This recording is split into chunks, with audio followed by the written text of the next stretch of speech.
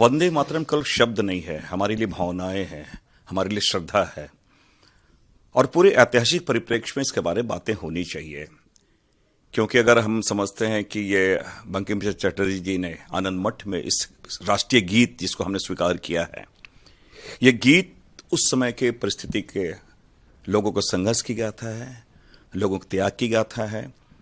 और साथ ही कैसे एक सन्यासी ने एक अंग्रेजों के ब्रिटिश के खिलाफ की लड़ाई की है, वो सारी चीजें हैं। और केवल मैं समझता हूँ उस फेज की बात नहीं, आगे भी जो हमने स्वतंत्रता आंदोलन में हमने भाग लिया, जो पूरे भारत के लोग हैं, आज एक विडंबना से कहें कि ये जो भारतीय जनता पार्टी उनकी मातृ संगठन जो रही है, वो कभी भी भारतीयों के साथ नहीं रही है। नाम जरूर उन्होंने आरएसएस की बात कर, राष्ट्रीय स्वयंसेवक संघ, लेकिन कोई तो माफी मांगे हैं, किसी ने 1942 के आंदोलन का विरोध किया है। तो ये सारी स्थितियां रही हैं, हमने संघर्ष किया और आज भी संघर्ष कर रहे हैं। और एक जो साथ ही साथ आजादी के बाद अगर इस पर डिस्कशन हो रहा है हमारे देश के सर्वोच्च पंचायत में, तो आरोप प्रत्यारोप ना हो, और ये उससे भी राजनीति का मंच बना के उस ढंग से आरोप लगाते हैं, ये भारतीय जनता पार्टी के शगल रहा है। हम ये अपेक्षा करते हैं कि ये, इसलिए मैंने कहा संपूर्णता में बात आनी चाहिए, उनका ऐतिहासिक परिप्रेक्ष्य, उस समय के परिस्थितियां और उसके जो मूल्य है, जो हमारे शाश्वत मूल्य हैं, जो भारत के हैं,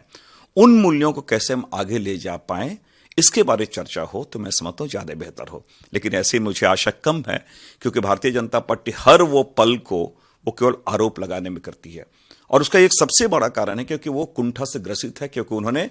स्वतंत्रता आंदोलन में उनकी कोई भागीदारी नहीं रही है। जैसे मैं समझता हूं कि अभी आपने देखा होगा बंगाल में इन्होंने गीता क्या बहुत सारे पाठ उन्होंने कहा है, मैं गीता की ही बात करता हूं।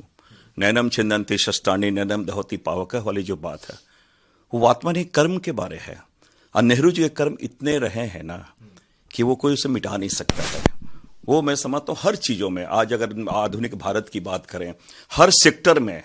चाहे आप इस जो भी अगर विज्ञान की बात करें, इंडस्ट्री की बात करें, स्पेस की बात करें, कृषि की बात करें, तो और चाहे मिक्स्ड इकोनॉमी की बात करें, आज नेहरू जी के कारण ही देश यहाँ पे खड़ा है। और जिन बातों को ये कह रहे हैं, और निश्चित रूप से ये एक फोबिया से ये पूरी भारतीय जनता पार्टी ग्रसित है, इसलिए मैंने कहा कि कुंठा से ग्रसित है, इसलिए ये दोषारोपण करने की इनकी प्रवृत्ति है। तो नेहरू जी के योगदान को हम भुला नहीं सकते हैं, वो अमिट है।